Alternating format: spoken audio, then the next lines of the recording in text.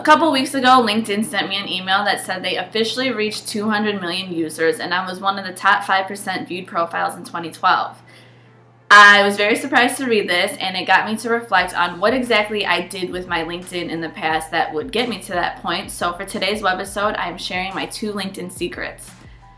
My first one is to have a public profile. I keep all of my stuff public because I want people to be able to see beyond a profile picture and where I currently work. So that goes as far as my bio, work history, status updates, posts, pictures, basically everything. And the reason I did that is because I found that when I was adding other people and all I could see was their profile picture and where they currently worked, I was more curious to see where else they worked and what they did to get to that point and how else I could find a way to collaborate with them in the future. So yeah, keep your profile public. My second one is in regards to getting connected with the people that you've never met. For those who don't know, LinkedIn has a security feature where you must know the person before you can add them. And the way that you prove that is by typing their email address or selecting the network in which you've done work together. I guess I'll use my move again to LA as an example.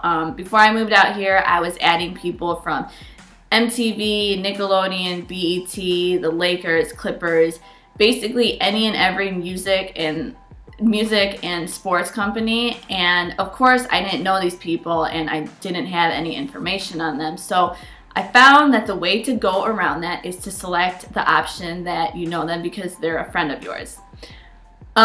That totally bypasses the security feature of having to put all their personal information in. And by doing this, you're going to get one or two things. You're either going to get people who will add you just for the sake of adding you, or people who are going to deny you and say that they don't know you, and then you'll get in trouble with LinkedIn and they'll ban you and restrict you a little bit from adding people.